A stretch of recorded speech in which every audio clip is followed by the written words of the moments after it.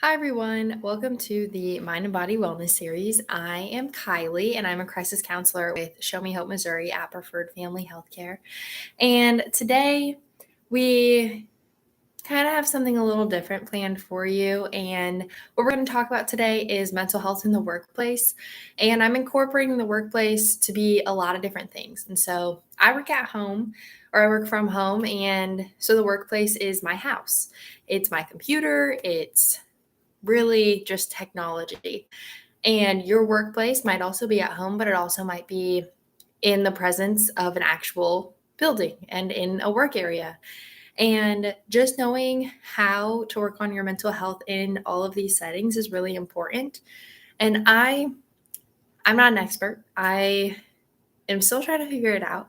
It's something that I think everyone's going to be figuring out for their entire lives. So it's going to be an kind of big change for you. But if you're struggling with mental health and you don't really know how to incorporate positive mental health in your workplace, there's a lot of ways to incorporate it.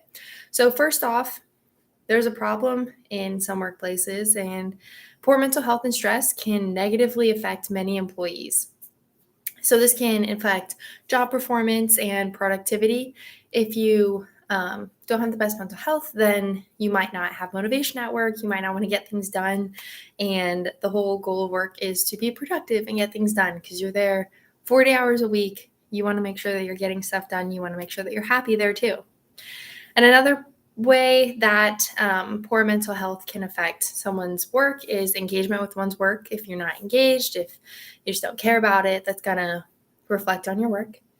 Communication with coworkers. If you don't want to be there, if you don't want to see your coworkers, then poor mental health might be because of that. And then last is your physical capability and daily functioning. So mental health affects everything in our daily lives. And because we're at work, either part-time or full-time, over full-time, you're at work a lot of your life. And you want to make sure that you're trying to balance your mental health and creating a positive environment for that. So just some statistics that I found. So mental illness, such as depression, is associated with higher rates of disability and unemployment. And depression interferes with a person's ability to complete physical job tasks about 20% of the time, and it reduces cognitive performance about 35% of the time. So only about 57% of employees who report moderate depression and 40% who report severe depression receive treatment for this. And this is a huge amount. 40% of those who report moderate depression, no, 40% of those who report severe depression, I apologize, receive treatment. So there's 60% that are still not receiving treatment. So to kind of bridge the gap and to make mental health a common thing in the work environment, employees can do a variety of things. And not just the employees, but employers also can really work with their employees to create an environment that is a positive environment for individuals. So to start out, employees can encourage their employers to offer mental health and stress management education. At Preferred Family Healthcare, we are very grateful that in our immediate department, so in prevention, we have mental health specialists there. We have people that are training individuals on mental health first aid and constantly putting out stuff to increase individuals' mental health, giving them resources, providing them with the things that they need. We are very, very, very grateful to have that in our own department.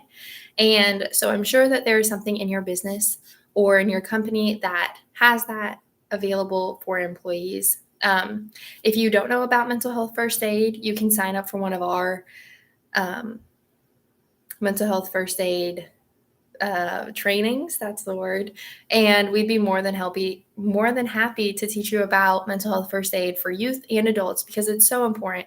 It's a really, really important it's a really important topic to talk about. I apologize for stuttering so much. So another thing that employees can do is participate in an employer-sponsored program and activities to learn.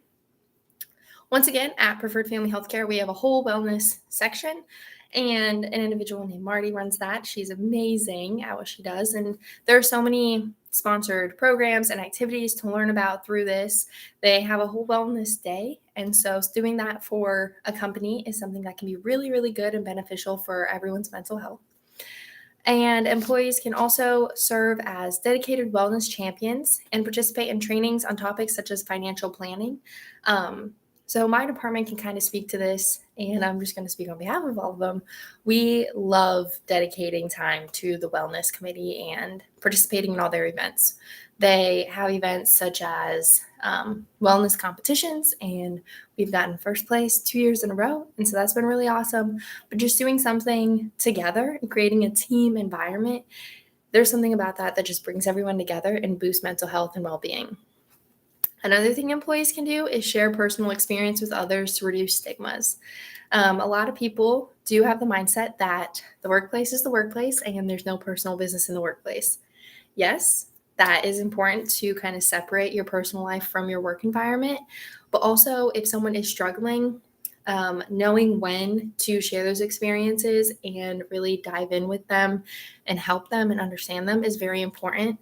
And in these situations, listening to them to just refer them to some help can be very important.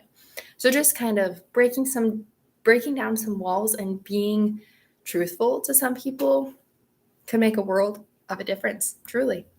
Another thing is be open-minded. If you're closed-minded, maybe everything will bother you. I struggle with that. I struggle with being open-minded. If it's not my way, I don't like it. And I'm sure you guys struggle with that too. It's a human thing and we all do it. So just trying to be open-minded and take in what people are saying and try to work with individuals through things, very important. Another thing employees can do is to adopt new behaviors that promote mental health. And we will actually talk about that next. So I'm going to leave a little sneak peek there and then I'll get into that list after. And then these last two are very, very, very important.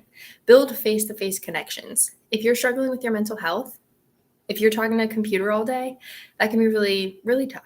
And I can speak from that. Being at home separated from our coworkers, it's really hard. But just trying to have that face-to-face interaction, even if it is video, that's much better than email. Much better than email. And if you have a friend that you can go to at the end of the day and tell them about your day, or a spouse, or a loved one, just someone that you can go face-to-face to and tell them what happened, that can really boost your self-esteem about your day, that can boost your mental health, that can boost your well-being, so many things. And the last thing is set goals. Preferred Family Healthcare does this, and our supervisor does this as well. When you set goals, it creates something in your mind to focus and go to. It's not just, for example, if you're in school, I want to get straight A's. Okay, yeah, you can get straight A's, but how are you going to achieve that? So create 3 mini goals to achieve that big goal. So setting goals just creates a place or something to where you're not stagnant and you're constantly trying to go for growth. If you're stagnant, you might not really like that. Some people might, and that's okay. But stagnation doesn't really help in a lot of ways. So, you guys have probably all been waiting for ways to incorporate all of this in work. How do you build positive mental health in your work environment? Number 1, very small changes, and I'm actually doing it right now for this video. Standing up instead of sitting. For most of my videos, I sit down and I'm comfortable, but in this video, I'm standing up because it brings me more energy. It makes me happier. It makes me feel like I'm talking to someone. Just getting moving and no.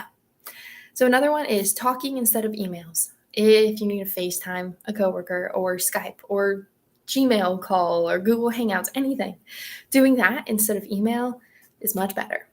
Much better because also you can lose a lot of communication email, whereas face-to-face, you got it right there.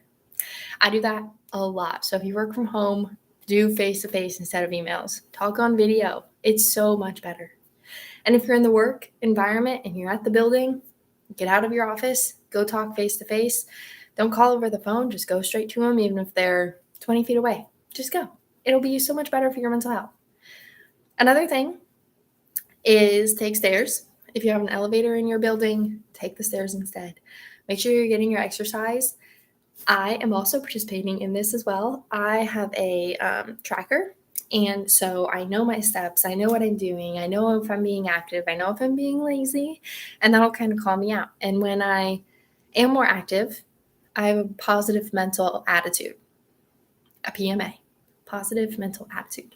And so just little things throughout the day, really good, really good. And so I'm actually doing all these things on this list that I'm telling you. I'm not just coming up with things. I do these. I'm making the small change of standing up.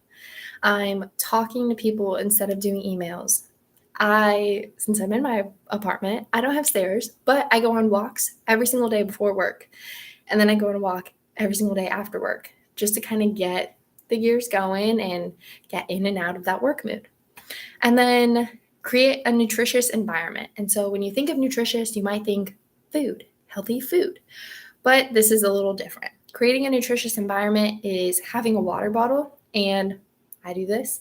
My water is right over there. I have a water bottle near me 24/7, and having healthy snacks. So this is a nutritious way as well, healthy snacks. And another way to have a nutritious environment is to have a lot of plants. And I can tell you right now, just looking around, I see 10 plants. And that really boosts my mental health, really boosts my well-being, and just makes a positive attitude for me. If you don't like plants, don't put plants in your area. But if you do like them, go for it. Even if they're fake, it can create a placebo effect, or an effect that makes you believe something that's not actually true. And it can help you. And so the last thing, and this is the most fun thing, if you're an employer or an employee, you can suggest this and just kind of see the vibe of your workers and your coworkers and your employees. Do something outside of the office. When you're thinking about mental health in the workspace, you might just think, how can I make this better in my office? But think of different things. Think of maybe after hours or during hours, do like a wellness hour. And you can play kickball or softball or volleyball or a card game, or just doing something that creates teamwork and makes a cohesive bond between everyone, because that's what people need in life. They don't just want to go to work 9 to 5 and be done with the day and go home and wake up again. They want to go to someplace that is stimulating for them and really good for their mental health. And thinking outside of the office and doing these activities outside of the office can do wonders for you and your team. And that's firsthand experience. It can do amazing things. It can bring your team together, and it can help you to help others. So, last but not least, if you're an employer, employees need incentive. If you see someone struggling with mental health and they don't want to talk about it and they're shut down, create an incentive to kind of show up to a wellness activity. So it can be a drawing for a free sweatshirt or a free cup or something. Just trying to pull people to these wellness activities is really good. And so if you think about it, if you wouldn't go, your employees or your employer or individuals in the community won't go. If you make it interesting enough to where you yourself would go, that's an event that could succeed. So this is a lot of information about mental health in the workplace. And like I said, workplace is very generalized. If you're at home, if you're actually in the workplace, if you do half and half, no matter what you do, your mental health matters. And if you have poor mental health, that can affect your job, your everyday life, every aspect of your life. And so we're here to try to boost that and to get you motivated and to have a positive work environment. And so if you follow some of these small things, it can make a huge wonder and a huge impact. So thank you guys so much for joining me today. I hope you guys learned just a little bit, if anything, and I hope you guys have a great day. If you guys have any more ideas on how to do any of this stuff, please reach out to us. Our email is moprevention@pfh.org. You can find us on YouTube, Facebook, Spotify, Instagram, and Twitter. And so we have all those platforms. You can search at PFH Prevention, and we'll be there to help you. And then lastly, we have a website, and it's www.pfh.org/prevention. And check that out, and you'll be able to see what we're doing, what we're up to, and you can interact with us and just kind of see what PFH prevention is about. So thank you guys so very much for joining me. I hope you have a great rest of your day, and I hope to see you guys next time. Okay, bye everyone.